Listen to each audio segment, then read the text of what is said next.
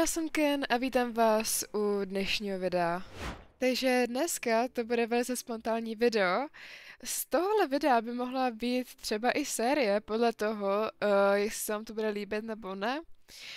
Dneska to bude tedy pomyslný první díl a bude to moje cesta na YouTube, vlastně jak jsem se k YouTube dostala, proč jsem začala natáčet a tak. Takže můžeme jít rovnou na video. Takže já se tady nacházím v Golden Hills, zajela jsem si tady pár rejsíků, ale chtěla bych vám dneska všechno říct. Jenom taková menší vsuvka, už se natáčím po druhý, takže jsem docela naštvaná, protože se mi to strašně špatně natočilo a nevěděla jsem, co s tím mám dělat, tak to točím po druhý, no nevadí. No, jak jsem říkala, tak dneska si řekneme nějaké moje začátky na YouTube a lidi, kteří mě provázeli tím začátkem.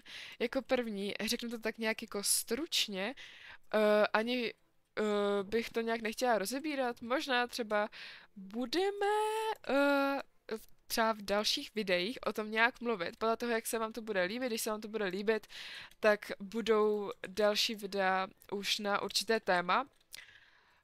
Jelikož je toho hodně a do tohohle videa se mi to všechno moc nevejde. A tak jo, můžeme se jít na tom rovnou vrhnout. Jak asi víte, tak já nejsem úplně nová na YouTube.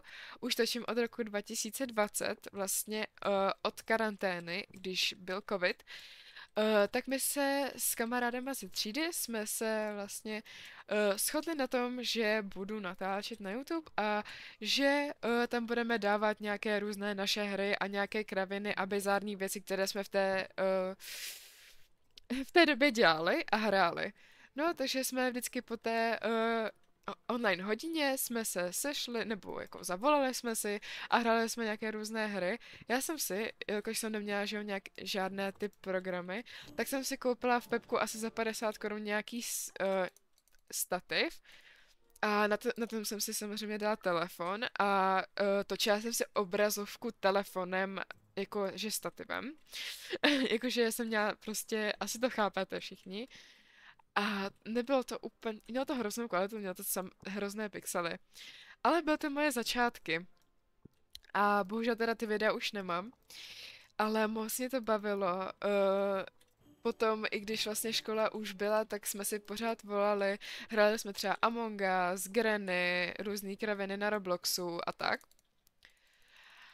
No a potom začala moje další kapitola a to bylo natáčení Star Stable. To jsem se začala bavit s jednou holčinou, která se jmenuje Žanet. Bohužel teda už nehraje, ale v té době, to bylo v rok 2020, hrála. My jsme se spolu znali už fakt od toho roku asi 2015, když jsme začali hrát obě dvě aktivně. Ona měla třeba tak 7. level, já tak asi ten 5., 6. Když jsme se potkali v Moorlandu, tak jsme potom jsme spolu založili klub jménem Jorvik Settles Union a bylo to extrémně super, hrozně jsme si to spolu užili. Hlavně, jak jsme založili ten klub, tak jsme spolu chtěli vytvořit nějakou tu komunitu a vytvořili jsme ji, moc nás to bavilo, jak jsem říkala. Prožili jsme si toho hodně, různý dobrodružství, potom jsme točili i ty videa s tím stativem, takže hruza, ale užili jsme si to, vlastně jsme se každá podporovali v tom, co nás bavilo. Ona dávala věci na Instagram, já jsem dávala věci na YouTube a bylo to, nikdy v životě na to nezapomenu.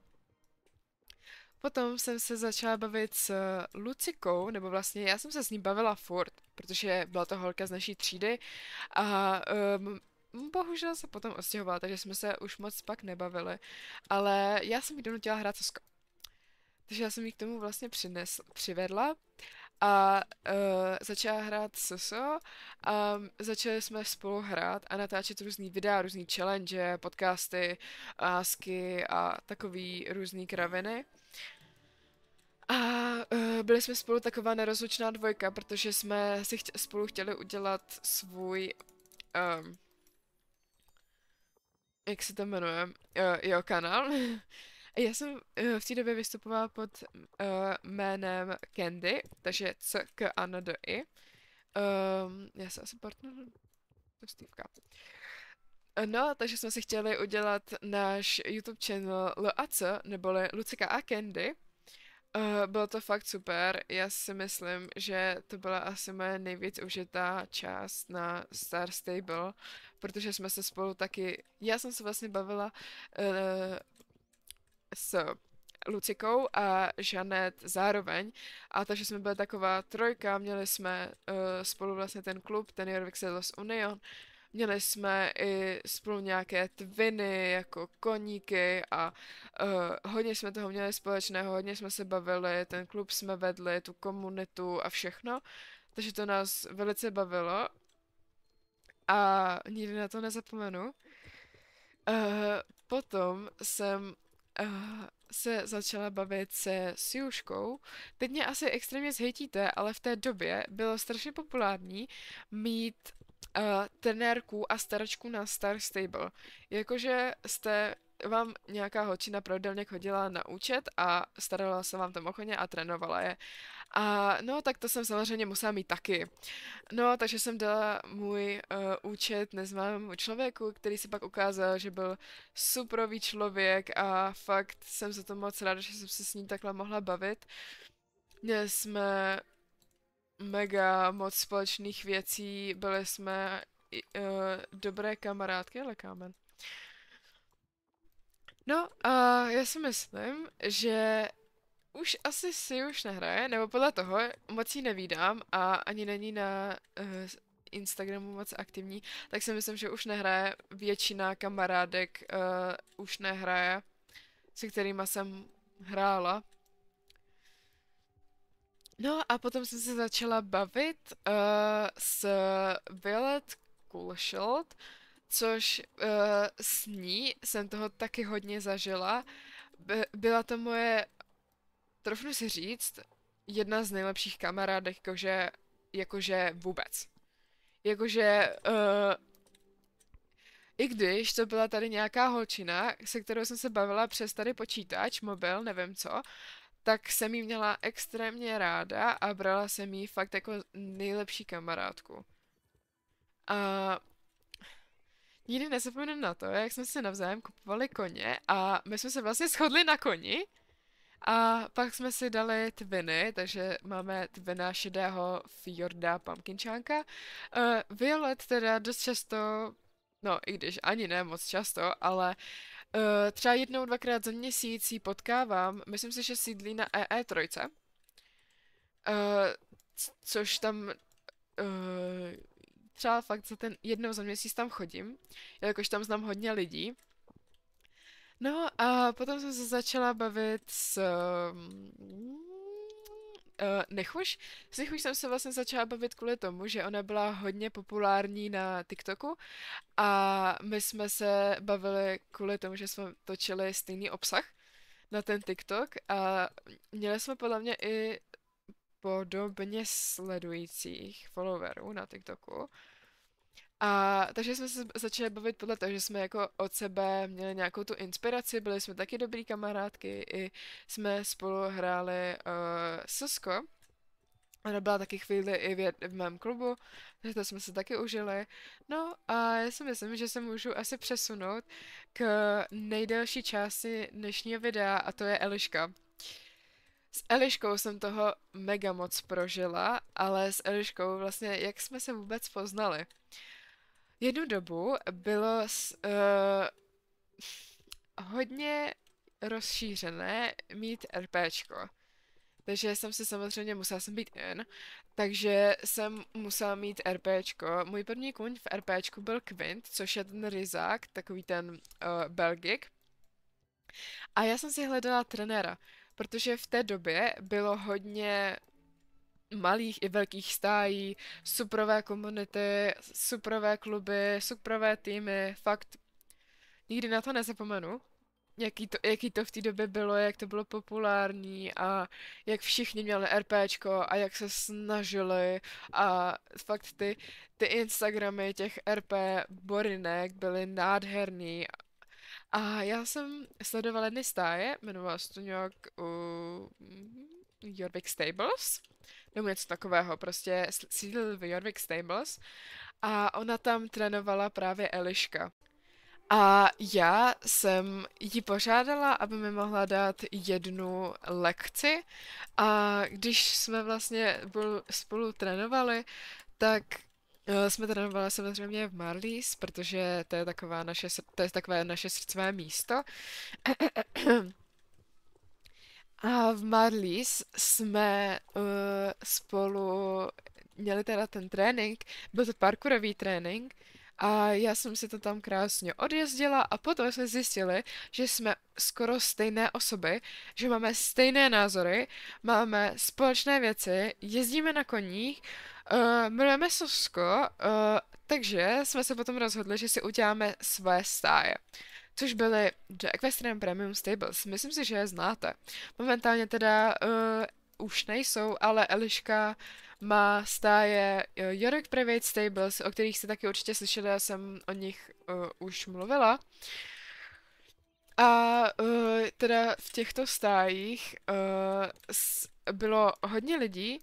Myslím si, že jsme byli jedni z těch více navštěvovaných stájí, nebo v těch ty více, že nás tam bylo hodně a měli jsme taky dobrou komunitu. Potom se ale bohužel rozpadly, protože vznikly nějaké neschody, měli jsme každý jiné názory a tak. Takže proto, ale my jsme se teda s Eliškou bohužel pohádali, ale teďka jsme se dali zase zpátky dohromady a hrajeme různé kraviny. Jako například na Robloxu určitě si zahrajte hru Simulátor bezdomovce, protože my s Eliškou jsme v tom největší mástři a to samé v Sharbajtu. My jsme prostě nejlepší dvojka v Sharbajtu, protože ona má extrémně dobré zbraně, jakože jestli někdy budete hrát Sharbite a uvidíte nás, tak se prosím odpojte, protože vůbec nemáte šanci. Jo? A jestli si to chcete zahrát s námi, tak počítejte s ním, že ani jednu nevyhrajete. Protože my tam všechny tak strašně bombíme, jelikož Eliška má nejlepší zbraně a já mám nejlepší žraloky, mám Megalodona, šetřila jsem si na něm mega dlouho a Megalodon, jo, tak bavíme se pořád, doteď se bavíme, furt se bavíme, skoro každý den si píšeme, teďka si voláme o víkendech hlavně, protože máme samozřejmě čas. No a myslím si, že naše čtveřice už je konečně, naše legendární čtyřka, je konečně hotová, protože já, Quint, Eliška a Ruby. Eliška měla teda kobylu Ruby a Ruby si teďka konečně vzala zpátky, protože jí pronajímala a můžeme být zase ta naše legendární čtyřka. Ruby a Quint tedy měli hříbě, Kvartuse, kterýho mám já, ale pronajímám ho jedného Číně na Instagramu. A takže vlastně to je super, extreme. Kolik jsme toho prožili, to já už ani nepamatuju, hodně jsme toho prožili, hodně jsme toho vymysleli, hodně jsme si volali. Já si myslím, že tak 3/4 času mého na Star Stable bylo prožitého s Eliškou. Protože my jsme byli tak strašně aktivní. Jakože tak strašně aktivní, že jsme byli třeba každý den. Jako každý den jsme večer hráli a dělali jsme kraviny tady. No a já si myslím, že se můžu přesunout k další kapitole, což je Silent Stables. Já jsem, když se rozpadl do Equestrian Premium Stables, tak jsem přešla do Silent Stables a tam byla také super komunita. 26.12. jsem tam tady přišla a odešla jsem teďka v červenci nebo nějak na přelomu červenec-srpen. No a byla tam super komunita, potom se to teda bohužel nějak ta aktivita jako vymizela. Myslím si, že jsme na to totiž všichni asi nějak tak zapomněli, že to vůbec existuje. A taky kvůli škole samozřejmě nikdo nemá, nebo málo lidí má čas takhle jako ve školním roce. A takže jsme vlastně spolu byli strašně aktivní. Našla jsem si nový kamarády, jako například Jamie a Rituš. No a já si myslím, že bychom se rovnou mohli přesunout k Jamie a Rituš.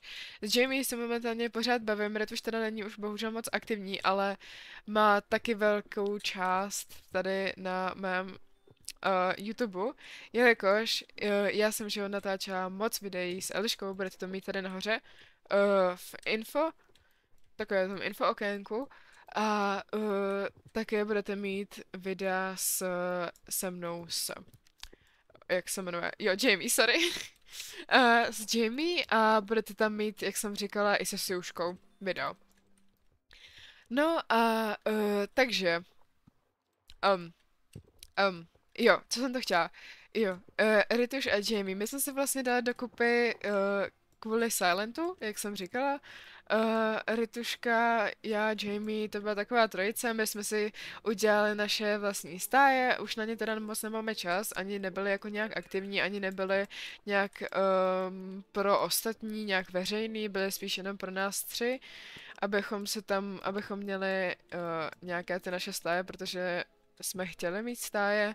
Naše stáje se jmenovaly a jmenují pořád Azure Meadows a bylo to taky super, moc jsem se to s nima užila a myslím si, že jsme to měli fakt dobře vymyšlené, jakože to zpracování těch stájí bylo moc pěkný, i vlastně vizuální zpracování bylo moc pěkný, vlastně Rituška nám točila nějaký videa, já jsem to stříhala, Jamie to pak potom editovala, takže to bylo moc dobré, moc dobré. No a potom vlastně jsem se začala spíš hodně zajímat o vlastně ten YouTube, což je teď. Teďka o prázdninách jsme s Jamie si řekli, že budu se snažit víc natáčet na YouTube a snažím se, opravdu, jak můžete teďka vidět, tak se snažím vydávat jedno video týdně. Tohle video podle mě vyjde ještě tenhle týden. Ještě možná dnes nebo zítra, ale spíš zítra, protože já si dávám vždycky takovéto připomenutí na Instagram, abyste všichni věděli, že vydávám video. No a já si myslím, že tady to může být konec dnešního videa.